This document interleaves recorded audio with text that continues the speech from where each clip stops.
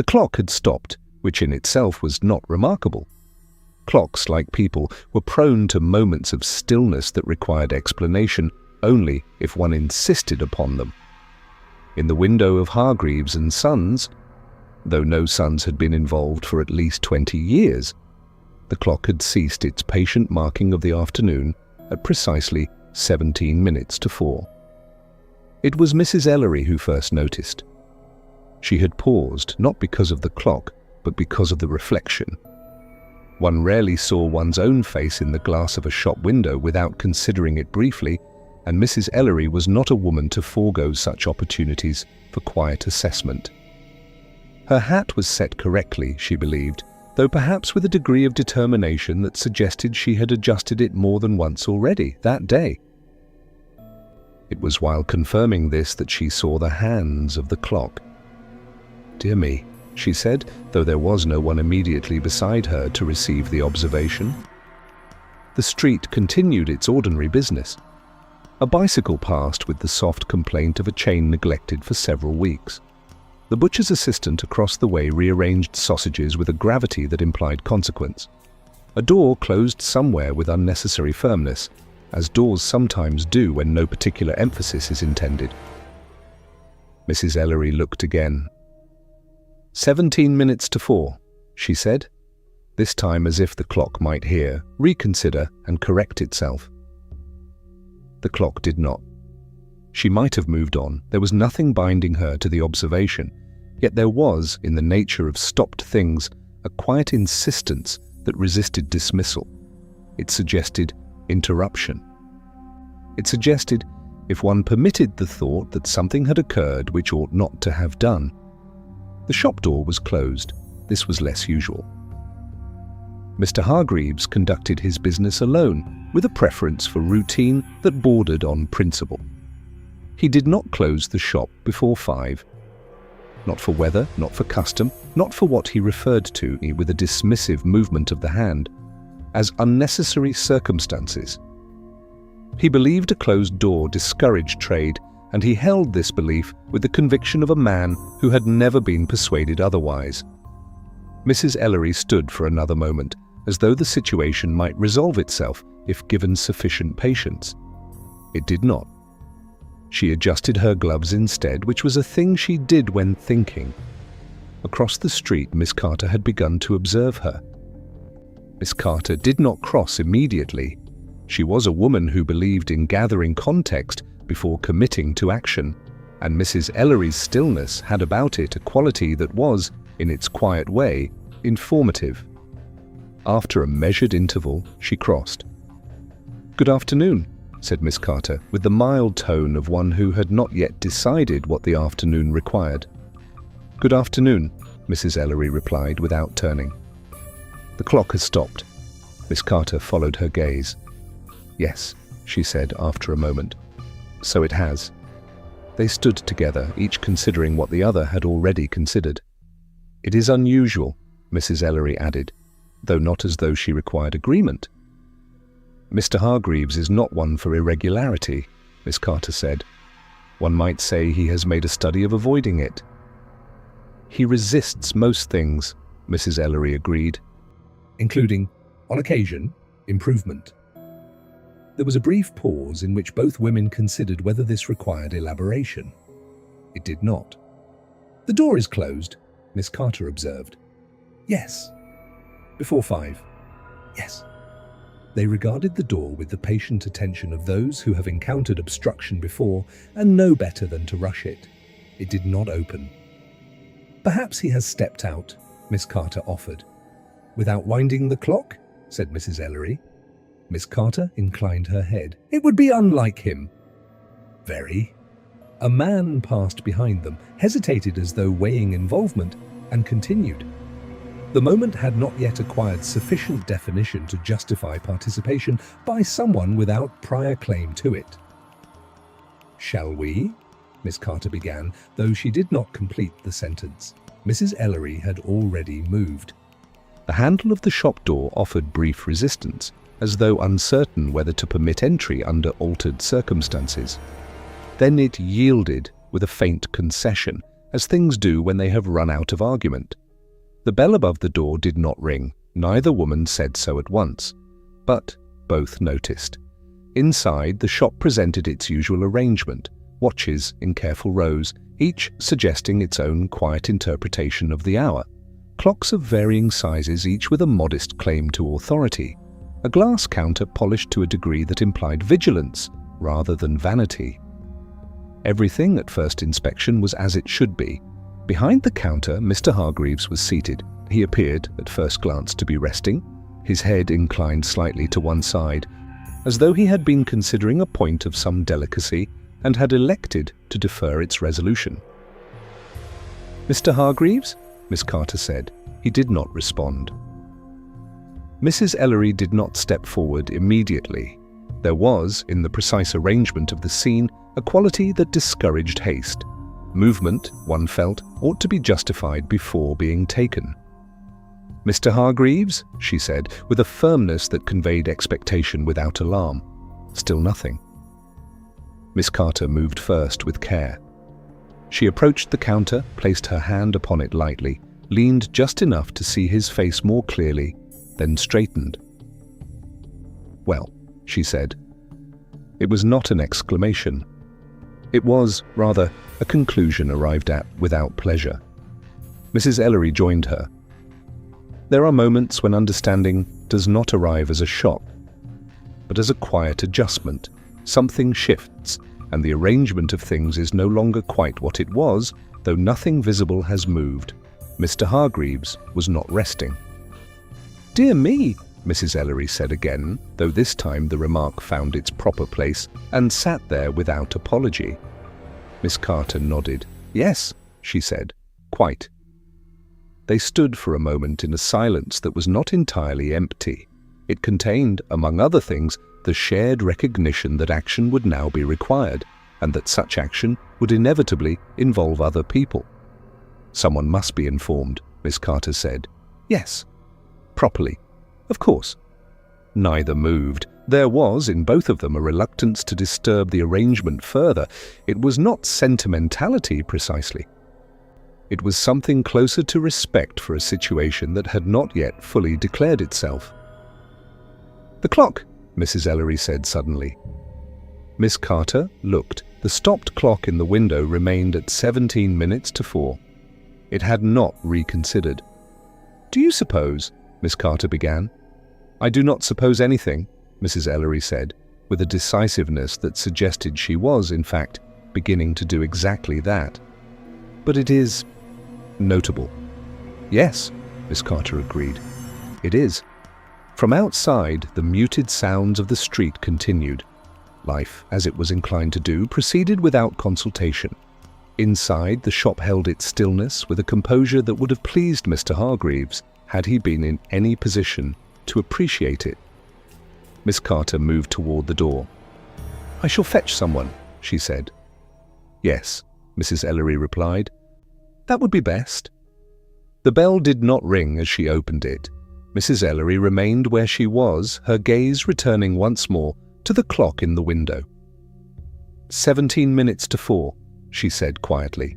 She did not yet know why it mattered, but she felt, with a certainty that was not entirely comfortable, that it would. By the time assistance arrived, the matter had already begun to acquire interpretation. Miss Carter returned, not with urgency, but with purpose, accompanied by Mr. Linton from the post office, whose sense of civic responsibility was well known, though not always conveniently timed. He entered the shop with the seriousness of a man who had anticipated difficulty and was prepared, if necessary, to confirm it. "Ah," he said upon seeing Mr. Hargreaves. It was not a question.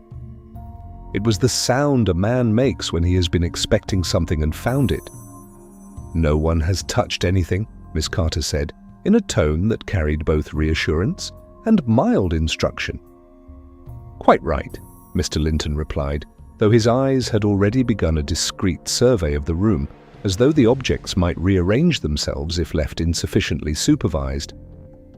Mrs. Ellery remained by the window. "The clock has stopped," she said, without turning. "Yes," said Mr. Linton, after a glance. "So I see." "It is not like him," she added. "No," he agreed. "It is not." This exchange, though brief, established a position from which all subsequent remarks would politely diverge. Mr. Linton approached the counter and leaned slightly forward, adopting the posture of a man who wished to appear respectful while remaining certain of his conclusions. "He's gone," he said. "Yes," Miss Carter confirmed. "Quite suddenly, I should think." Mrs. Ellery turned. "Do you think so?" Mr. Linton looked at her, mildly surprised, not by the question, but by the precision in which it arrived. "Well, yes. One does not usually arrange such things." "No," she said, "but one does not usually leave a clock unwound either." Mr. Linton considered this, though without apparent success. "I expect the two are unrelated," he said. Mrs. Ellery did not reply. There are silences that agree, and silences that simply wait. This was the latter. "Perhaps we ought to send for the police," Miss Carter said. "Yes," Mr. Linton agreed at once, relieved to return to ground he found more comfortable. "Yes, that would be appropriate." He did not move immediately to do so. Instead, he glanced at the clocks. There is something about a room full of timepieces that unsettles certainty. Each suggests its own authority, yet none insists upon it. The effect is not confusion precisely, but a kind of polite disagreement that no single voice can resolve. "That one says 4:10, Mr. Linton noted, gesturing toward a brass carriage clock on the shelf behind the counter.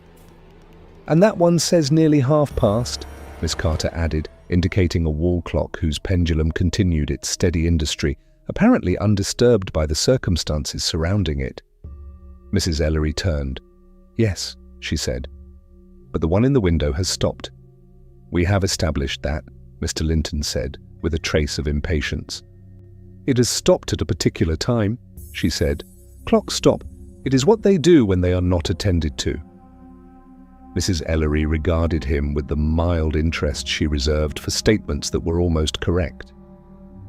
"Do you find that happens often?" she asked. "Well, no, but Mr. Hargreaves attended to his clocks," she said. "Yes," Miss Carter added with quiet weight. "He did?" There was another pause, this one carrying a slightly different quality. Not disagreement exactly, but a divergence of emphasis that neither party wished to name directly. Mr. Linton adjusted his stance, telegraphing an intention. "I shall go and telephone," he said, as though this settled the matter. "Yes," Miss Carter said. "Quite right," Mrs. Ellery added. He hesitated. "Are you quite certain you'll be—" "Yes," Miss Carter said, more firmly. "It would be best." He nodded and left. The door opened and closed. The bell above it remained silent. "That," Miss Carter said, turning back, "is not merely the clock, is it?" "No," Mrs. Ellery agreed. "The bell always rings, even when one would prefer it did not." They stood together again, though now the stillness of the shop felt less like an arrangement and more like a question, one that was waiting, with admirable patience, to be asked correctly. "Did you notice anything when you first came in?" Miss Carter asked after a moment. Mrs. Ellery considered this with the care it deserved. "Nothing that presented itself as unusual," she said. Then, after a pause, which is not quite the same as nothing, "No. The room appeared as it should, but one does not always perceive the absence of something until one looks for it." She moved slightly along the window, her gaze travelling the shop in the methodical way of someone conducting a private inventory. "He was carrying a parcel at lunch, wrapped in brown paper, small, no larger than a book." "Was he concerned with it?" "Concerned is not quite the word." He held it carefully, as one does when the contents have some claim on one's attention, fragile or important.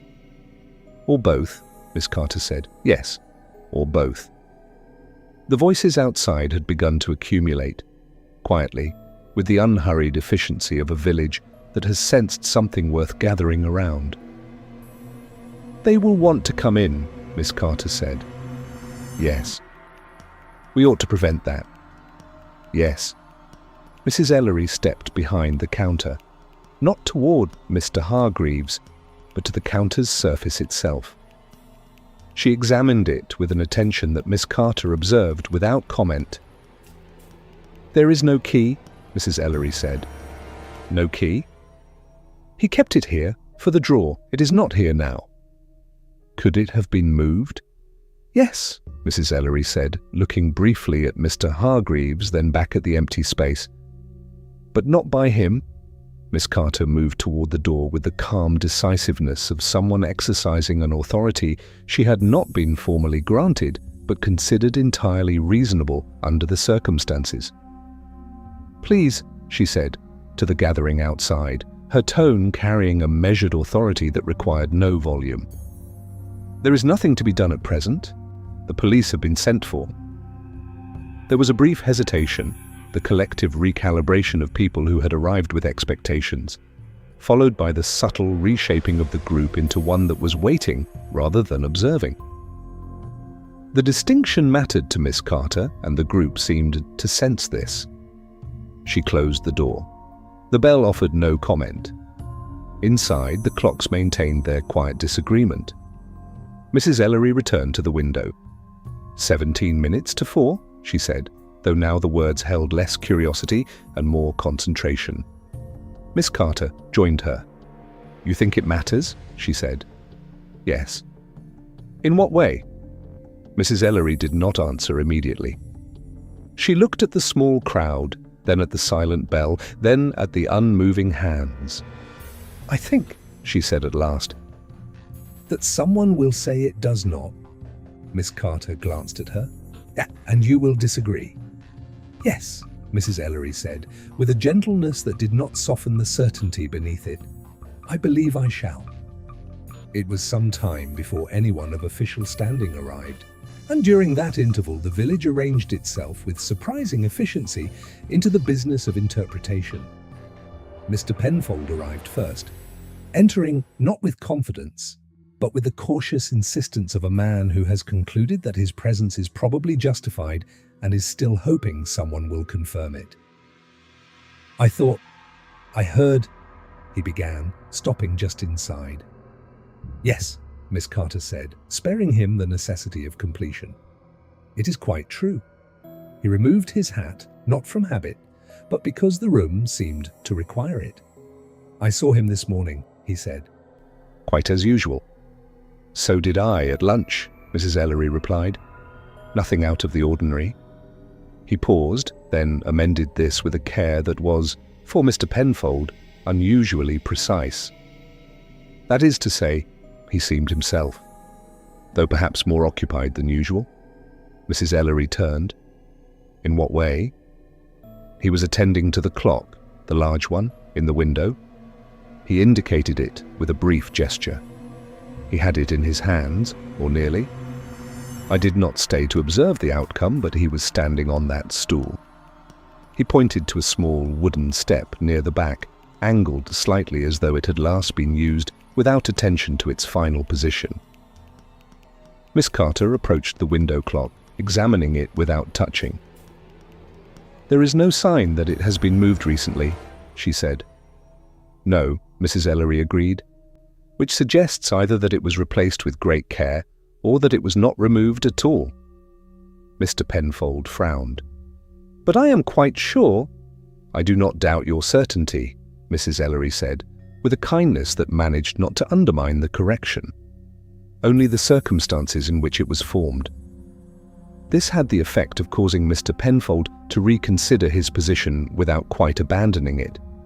He opened his mouth, closed it, and settled for, I may have been mistaken. Yes, said Mrs. Ellery, or you may not. A silence followed. From outside, the sound of a motor car approached, slowed with quiet decisiveness, and stopped. That will be them, Miss Carter said. Mr. Penfold replaced his hat, then removed it again, uncertain which gesture better suited a man who had just contributed something that might or might not be relevant. Should I? He began. "I think it would be best if you remained," Miss Carter said. "You may be asked about what you saw." He stayed. Inspector Purbright entered with the composed manner of a man who did not expect events to accommodate themselves to him, but trusted they would, in time, explain themselves if left sufficient room. He removed his gloves slowly, allowing the room to present itself while appearing merely to look. "Good afternoon," he said. "Good afternoon," Miss Carter replied. "I understand there has been—" He allowed the sentence to locate its own conclusion as his gaze settled on Mr. Hargreaves. "Yes," she said. Inspector Purbright inclined his head as though acknowledging a formal introduction. Then his attention shifted, almost imperceptibly, to the window. "The clock," he said. "Yes," Mrs. Ellery replied. Stopped. "Yes." He stepped closer, examining it with mild interest that offered nothing of what lay beneath. 17 minutes to 4, he observed. "Yes." Inspector Purbright nodded once, then said, "One might suppose that someone will find that either very important or not important at all." Mrs. Ellery allowed herself the faintest smile. "Yes, I had reached a similar conclusion." Inspector Purbright returned it briefly. "Then we shall have to decide," he said, "which of those people we intend to be." Inspector Purbright did not at once approach the body. This was not hesitation nor theatrical strategy. It was a preference for allowing a room to continue speaking before asking it direct questions. Rooms, in his experience, were frequently more forthcoming when they were not aware of being interrogated. He moved instead toward the counter, pausing to examine the arrangement of watches with a mild interest that might have belonged to a casual customer. His gaze traveled without urgency from one object to another, noting not merely their condition but their placement, their relationship to one another, and, where possible, their recent history. "Mr. Penfold," he said without looking up, "I believe you mentioned seeing Mr. Hargreaves attending to the clock this morning." "Yes, at approximately 11. "He appeared occupied." "Yes, more than usual." Inspector Purbright nodded, acknowledging a detail that had not yet decided what it wished to become. "Did he look up when you entered?" he asked. "No, that was what struck me actually.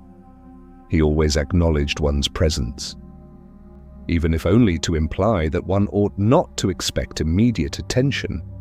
And on this occasion, he continued with the clock, as though it required his full concentration. Did it appear to?" Mr. Penfold considered this with more seriousness than the question might seem to warrant. "I cannot say. I have no particular knowledge of clock maintenance." "Few of us do," the inspector said pleasantly, "until it becomes relevant." He turned. "Mrs. Ellery, you entered the shop first." "Yes." "Was anything disturbed?" She gave this the consideration it deserved. "Nothing presented itself as disturbed," she said, "which is not quite the same as nothing being disturbed." "No," he agreed. And yet the key was missing. He kept it on the counter surface, for the drawer. "It is not there." Inspector Purbright's gaze moved to the counter. "The drawer itself. Locked?" "I did not attempt to open it." "Quite right." He moved toward the chair behind the counter, regarding Mr. Hargreaves with a quiet attentiveness that encompassed the whole arrangement.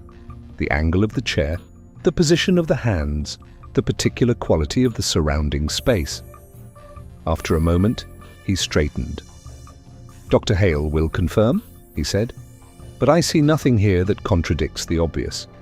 Mr. Penfold, somewhat to his own surprise, asked, "And that is?" "That Mr. Hargreaves has died," Inspector Purbright replied mildly, "and that he did so without causing inconvenience to his surroundings." This was received in silence, the specific silence of a remark that is precisely accurate, and somehow, for that reason, slightly unsettling. Inspector Purbright stepped back. His attention settled on something near the door, the hat. It rested on a small stand placed with a neatness that suggested intention rather than absent habit. Its shape, its colour, and its quality all declared with some confidence that it had not belonged to Mr. Hargreaves. "Whose is this?" he asked. Miss Carter followed his gaze. "I don't know," she said, and there was, in the response, a slight hesitation before the negative that the inspector noted without comment. Mrs. Ellery looked at it carefully. "No," she said. "It is not familiar." Mr. Penfold leaned slightly to one side. "I have not seen it before." Inspector Purbright approached the stand, examining the hat without touching it. "A gentleman's hat," he said. "Reasonable quality. Not new, but well maintained." Oh, pause. "Left here without its owner?" "A customer?" Miss Carter suggested. "Possibly, though one might expect a customer to notice its absence when he stepped into the afternoon." "Yes." "And to return for it?" "Yes." He turned back into the room. "Has anyone observed a gentleman leaving without his hat?" A silence that answered on its own. "No," Miss Carter said. "No," Mr. Penfold confirmed. Mrs. Ellery shook her head. Inspector Purbright nodded. "Then we must consider," he said, "the possibility that it was not forgotten." Miss Carter glanced at the hat again, and this time something in the way she looked at it was different, more careful, the way one looks at a thing that has recently become more complicated. "Left deliberately?" she said. "Perhaps." "Why?" Inspector Purbright allowed himself a moment. "That," he said, "may depend on when it was left." Mrs. Ellery looked toward the window. "Before the clock stopped, or after?" Miss Carter said. "Yes," the inspector replied. "Those tend to be the options." There was, in this exchange, a recognition that the matter was beginning to acquire shape. Not yet definition, but shape. Inspector Purbright moved to the window again. 17 minutes to 4, he said. "Yes." "And the bell did not ring when you entered?" "No." "Nor when Mr. Linton left?" "No." "Nor when I arrived?" "No." He turned back. "So we have," he said, "a clock that has stopped, a bell that does not ring, and a hat that has been left without explanation." Mr. Penfold, who had been following this with increasing effort, said, "When you put it like that, yes," the inspector replied. "It does begin to suggest that something has occurred." Miss Carter looked at him steadily. "And has it?" Inspector Purbright considered this with genuine care. "I believe," he said, "that something has been arranged." The word arrived in the room with a quiet precision that the other words had not managed. "Arranged?" Mrs. Ellery said. "Yes." "In what way?" He glanced once more at the hat, the clock, the doorbell's mechanism. "That," he said, "is what we shall have to discover." Outside, the small crowd continued its patient observation. Inside, the arrangement held, for the moment. Inspector Purbright did not begin his formal inquiry with questions. Instead, he asked, with studied mildness, whether anyone would object to the door being left slightly open. The request was delivered as though it were a concession to comfort rather than a mechanism for anything else. No one objected. The door was opened an inch or two. It made no sound. He produced a small notebook and held it without immediately writing in it, as though it were a thought he was not yet ready to commit to paper. "I should like," he said, "to understand the order in which things occurred, not precisely perhaps, but sufficiently." Miss Carter nodded and provided it economically. Mrs. Ellery had noticed the clock. They had entered. Mr. Linton had been called. Mr. Penfold had followed. The inspector had arrived. "That is clear," Purbright said. "And before Mrs. Ellery entered, the door was closed." "Yes." "And the bell silent?" "Yes." "Had you heard it earlier in the day?" Mrs. Ellery considered. "I believe I would have noticed if it had not rung." "Quite." "I passed the shop shortly before 3, Miss Carter offered. "The door was open then?" "And the bell?" "I did not enter. I cannot say." He made a note. "Mr. Penfold, This morning, when you visited. Did the bell ring when you came in?" Mr. Penfold blinked, then frowned with the genuine effort of a man trying to remember something he had never thought to observe. Yes, I believe it did." "You are not entirely certain?" "I did not make a point of attending to it." "No," said the inspector pleasantly. "One rarely does." He made another note. "This parcel," he continued. "Mrs. Ellery, small, you said?" "No larger than a book." And he held it carefully, as though its contents had some claim on his attention, fragile or important. "Or both," Inspector Purbright said, echoing Miss Carter's earlier observation. Mrs. Ellery glanced at her briefly. "Yes, or both." He closed the notebook. "There is a small matter I should like to address before speaking with others," he said, and moved behind the counter to the drawer. "The key is missing," he noted. "Yes. We shall open it without one." Mr. Penfold cleared his throat. "Is that advisable?" Inspector Purbright looked at him with mild patience. "It is sometimes necessary, which is generally advisable enough." He produced from his pocket a slender instrument, which he applied to the lock with the familiarity of someone who had never needed to make it look like anything other than what it was. A soft click. The drawer opened. Inside, papers neatly stacked, a small ledger, several envelopes addressed in a precise, unadorned hand.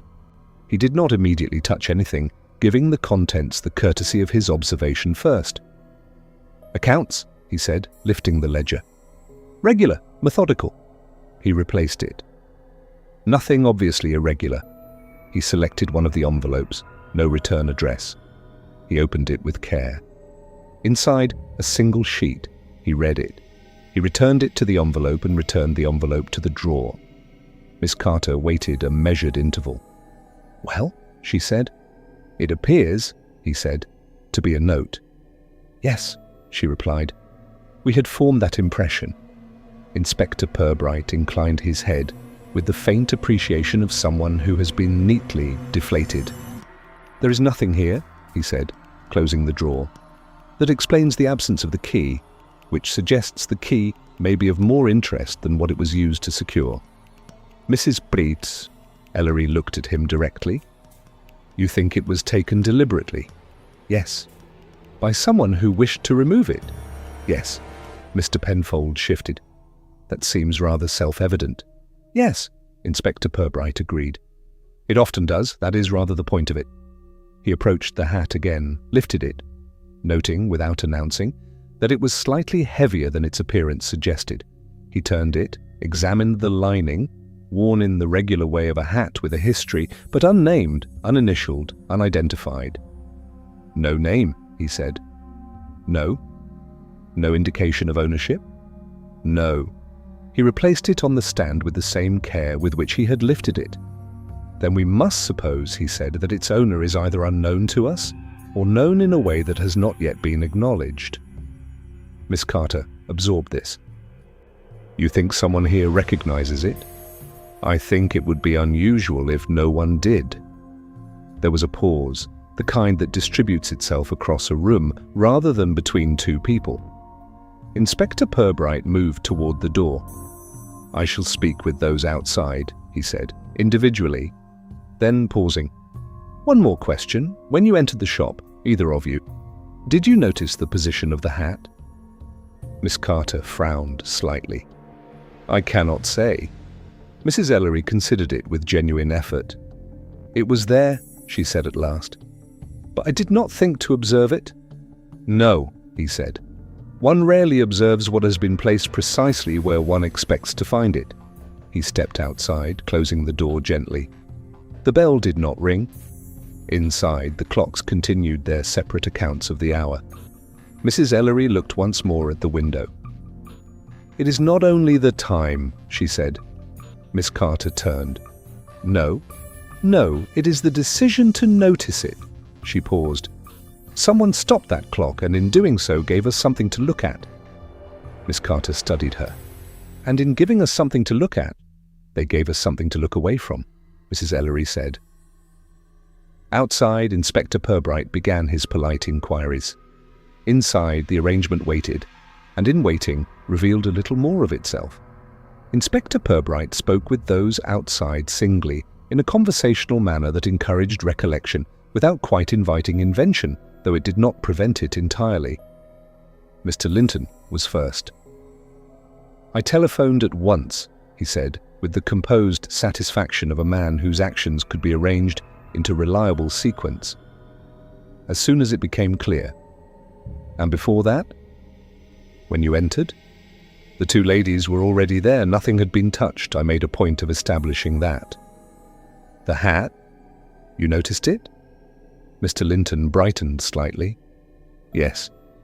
"When I came in?" "You are certain?" "Yes." Inspector Purbright regarded him. "And it did not strike you as unusual at the time?" A pause. "Well, one assumes a customer, even one who has left his hat behind. I did not know it had been left behind. I assumed he was still in the shop." "Of course," the inspector said pleasantly. "And you did not touch it?" "Certainly not." "No, I would not have expected you to." Mr. Linton accepted this with relief, thanked the inspector for nothing in particular, and moved away. Mrs. Bickford did not hesitate. "I saw a man," she said at once. "Earlier, before all this." "How much earlier?" 3:30. "Perhaps a little before." "Did he enter the shop?" "Yes." "You are certain?" "Yes." "Did you see him leave?" "No." A pause. "I do not believe I did." "Did you remain watching continuously?" "One has other things to attend to," she said, with the dignity of a woman who declines to be reduced to a surveillance instrument. "Of course. Can you describe him?" "Ordinary, medium height, dark coat, a hat." She paused. "He was not from the village." "How do you know?" "I would have recognized him," she said, in a tone that closed the subject. Inspector Purbright thanked her and returned to the shop doorway. Inside, he could hear the quiet murmur of voices. Miss Carter, then Mrs. Ellery. Their tones unchanged, their conversation unhurried. He paused before re-entering, as he sometimes did, to allow the accumulation of detail to find its natural arrangement before adding to it. A clock that had stopped, a bell that did not ring, a hat without an owner, a man who had entered but not been seen to leave. He entered. "Inspector," Mrs. Ellery said. "Yes?" "I have been considering the nature of the thinking I have been doing," she said, with the careful precision of someone who had reached a distinction that mattered. "It is not the kind that explains, it is the kind that notices." Inspector Purbright looked at her steadily. "Those are sometimes the same thing." "Not always." "No," he said, "not always." He crossed to the window. 17 minutes to 4, he said. "Yes." "And yet," she added, "no one seems to agree when anything actually occurred?" Inspector Purbright allowed himself the faintest smile. "No," he said, "which is precisely the difficulty." The difficulty, as Inspector Purbright understood it, did not lie in the absence of information. It lay in its quiet abundance, and in the particular way it had been arranged to ensure that abundance led somewhere specific. There were already several versions of the afternoon, and none of them directly contradicted the others. This was more troublesome than open contradiction. Contradiction invites resolution. Agreement, when it is carefully incomplete, encourages assumption, and assumption, properly cultivated, is the most useful tool available to someone who needs a story to be believed. He returned to the bell mechanism above the door, opening and closing the door twice, with slight variations. The result was unchanged both times. "No obvious damage," he said. "No break. No obstruction." Miss Carter stepped closer. "Then why does it not ring?" "Because it has been prevented from doing so." Mrs. Ellery. "Deliberately?" "Yes." "To allow entry without announcement," Miss Carter said. "Or departure," Mrs. Ellery added. "Yes." Mr. Penfold, who had been applying himself to this with increasing effort, But even without the bell, opening the door might be noticed. It might, the inspector agreed, unless no one was positioned to notice. But Mr. Hargreaves was here. Inspector Purbright looked at him with mild patience. Yes, and yet he did not prevent whatever occurred. There was a pause. He was occupied, Mrs. Ellery said slowly, with the clock in the morning. If one were behind the counter, attending to the window display, Miss Carter said. One's back would be to the room. Yes. Then someone entering quietly might not be observed immediately, the inspector said. No. Mr. Penfold frowned. But that was the morning, and this, he gestured at the present arrangement, occurred in the afternoon. Yes, said Inspector Purbright. It appears so. He said this with the precise neutrality of a man who has formed a view and is not yet ready to show it. He stepped back.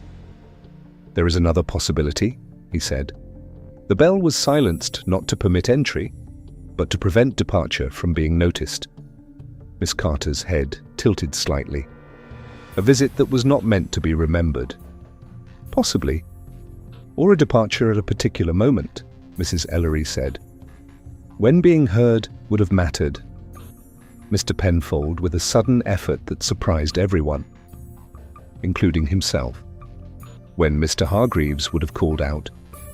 They looked at him. Inspector Purbright nodded once, with the slight increase of attention he gave to remarks that had arrived at something useful by accident. Yes, he said. That is one possibility.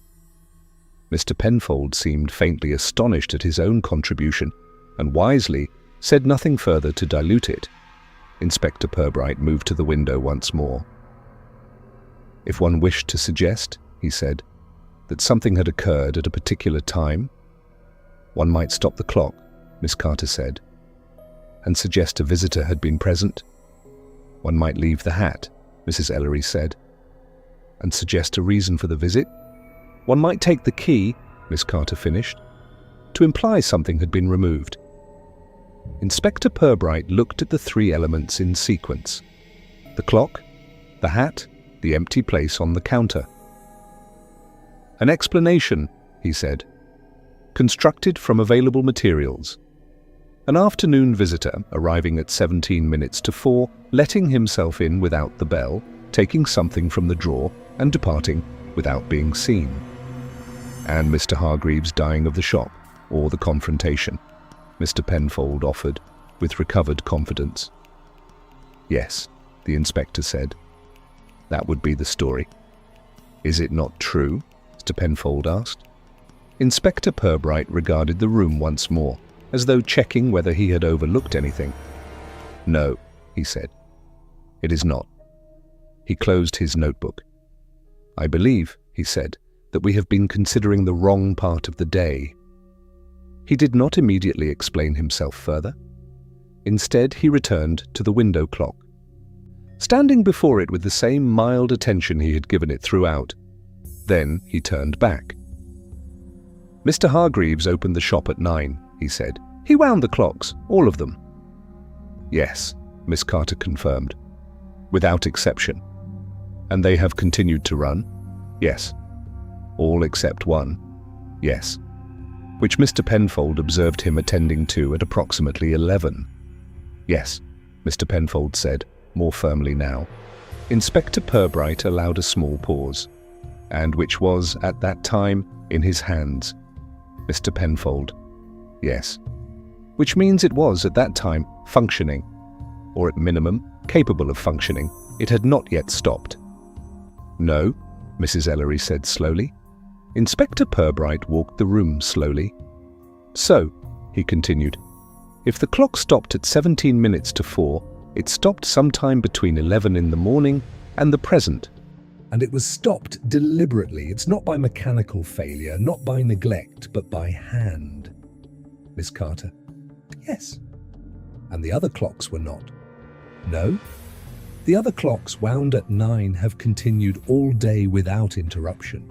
He stopped near the counter, which means someone chose This clock, specifically, the one most visible from the street, the one most likely to be noticed and remembered. There was a silence that had a different quality from the previous ones, more focused, as though the room had decided to pay closer attention. "Now," Inspector Purbright said, "let us consider Mr. Hargreaves himself." They turned toward the still figure. "He was seen at lunch, carrying a small parcel wrapped in brown paper." "Yes," Mrs. Ellery said. "And he returned here afterward." "I assumed so." "And after that? Did anyone see him?" Silence. "Miss Carter?" "I do not believe so." "Mr. Penfold?" "No." "Nor did Mrs. Bickford," Inspector Purbright said. "She saw a man enter the shop at approximately 3:30, a stranger. She did not see him leave." "Yes," Mr. Penfold said. "So we conclude," the inspector continued, "that this stranger was in the shop at 3:30 and that Mr. Hargreaves had returned here by 1:30, and that, somewhere between those two events, Mr. Hargreaves died." "In the afternoon," Miss Carter said. Inspector Purbright shook his head very slightly. The room took a moment to understand this. "In the morning," Mrs. Ellery said. "Yes." Mr. Penfold. "But that is not possible. He was seen at lunch." "He was seen," Inspector Purbright said. "Yes." He moved to the counter again. "Mrs. Ellery, when you saw him at lunch, did he speak?" "No," she said. After a pause, he was often reserved. "Did he acknowledge you?" A longer pause this time. "No," she said, and the word arrived with a weight it had not previously carried. "He did not." "And yet you assumed it was him?" "Yes." "From what distance?" She considered this honestly. "Sufficient for me to feel certain at the time." "Yes," Inspector Purbright said. "That is often the distance that is chosen." He looked at Mr. Penfold. "In the morning, Mr. Hargreaves did not acknowledge you either?" "No." "On a day when he was unusually occupied with the clock?" "Yes." "A day on which, if we are right, he was, within a few hours, to die?" Miss Carter's voice, very quiet.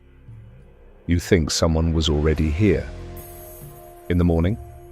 "Yes." "And that they used that time, when his attention was occupied?" "Yes." Miss Carter. "And afterward?" "They arranged everything, the clock, the bell, the door." Mrs. Ellery, "The hat?" "Yes." "And then they left?" "Yes." "And returned in the afternoon," Mrs. Ellery said, "to be seen by Mrs. Bickford." "To establish that a stranger had visited in the afternoon." Inspector Purbright. "Yes." "And at lunch?" She stopped. "The parcel," Miss Carter said. "Yes," the inspector said. "Brought in, not taken out." Mr. Penfold, "The impersonation." Silence. "Yes," Inspector Purbright said. Miss Carter looked at Mrs. Ellery. "You saw him?" she said. "At lunch?" "I saw someone," Mrs. Ellery replied, with the steadiness of a woman who will not forgive herself quickly, but will not collapse either. "Someone who knew his routine," Inspector Purbright said, "who knew he would return to the shop by 1:30, who knew the parcel was expected or had brought one, and who knew that you, Mrs. Ellery, would be walking on that street at that hour." "Or who was fortunate," Mrs. Ellery said. "Yes, or both." Mr. Penfold. "But why? Why all of this? The clock, the hat, the key. Why construct an entire afternoon?" Inspector Purbright looked at him. "Because a morning visit," he said, "would have required explanation." "And an afternoon one would not?" "An afternoon visit from a stranger white with something taken from a drawer suggests robbery. Perhaps confrontation, perhaps a death that was unfortunate but interpretable." He paused. "A morning visit from someone known would suggest something else entirely." The room received this. Miss Carter said after a moment, "The hat does not belong to a stranger." "No," Mrs. Ellery, it belongs to someone we know." "Yes," Mr. Penfold, "but no one recognized it." Inspector Purbright looked at the hat for a moment, then at the door. then at each of them in turn. "No," he said, "because it has not been worn for some time." A very long pause. Miss Carter's gaze moved to the hat, then to the door. Then, "Mr. Linton." The name settled without resistance, not with drama, but with the quiet inevitability of a thing that had been waiting to be named. Mrs. Ellery nodded. "Once." "He was the first to arrive," she said. "Yes." "He saw the hat immediately." "Yes." "He was quite certain of it," Miss Carter said. "Yes," Inspector Purbright agreed. "He was. Because he had placed it there," Mrs. Ellery said. "Yes. And because he needed us to find it," Miss Carter said. "To believe it." "Yes." "To look at the afternoon," Mrs. Ellery said, "and not the morning." "Yes." Inspector Purbright looked toward the door, through which Mr. Linton could just be seen, conversing quietly with someone outside, the picture of patient, civic concern. "He was here this morning," Inspector Purbright said. "When Mr. Hargreaves was occupied with the clock, he silenced the bell, a simple matter if one has a moment unobserved. He knew the routine, he knew the habits, he knew exactly how long it took and how little would be required. And the parcel," Miss Carter said. "He carried it through the street at lunch, at the right time, at the right distance, wearing a coat that might have been Mr. Hargreaves's own." He paused. He needed an afternoon. He needed a stranger, he needed a stopped clock and a missing key and a hat that had no obvious owner. "And he nearly had all of it," Mrs. Ellery said. "Yes. Except habit," Inspector Purbright said, "which is reliable precisely because those who imitate it can never quite reproduce it. Mr. Hargreaves would have wound every clock. He would not have left one stopped. And the bell, it was silenced too cleanly by someone who understood the mechanism. That is not the action of a man hurrying to close his shop. It is the action of a man with time and purpose and a reason to need silence." He moved toward the door. Outside, the afternoon had settled into something approaching evening, the light shifting at the edges, the crowd thinning with the patience of those who sense the event is concluding. Inspector Purbright paused. "Habit," he said, almost to himself, "is a reliable witness." "Unless it has been imitated," Mrs. Ellery said. He turned and looked at her with an expression that was not quite a smile, but was near enough. "Yes," he said. "Precisely." He opened the door. The bell, which had been silent all afternoon, did not ring. It did not need to. The door had already said everything. Mrs. Ellery looked at the clock one final time. 17 minutes to 4, she said quietly. To the room, or to herself, or to no one at all. Miss Carter stood beside her. "And yet," she said, "nothing happened at 17 minutes to 4. "No," Mrs. Ellery said. "Everything happened much earlier. In the quiet, while no one was looking." She paused. "That is rather the point of choosing the morning." Outside, she could see Inspector Purbright moving with steady, unhurried purpose toward Mr. Linton, who had not yet noticed him approaching, which was, she thought, entirely appropriate. Some things deserve to arrive without announcement. She turned away from the window. The clocks continued their separate, patient arguments about the hour. One of them was right. She rather thought it was not the one they had all been looking at.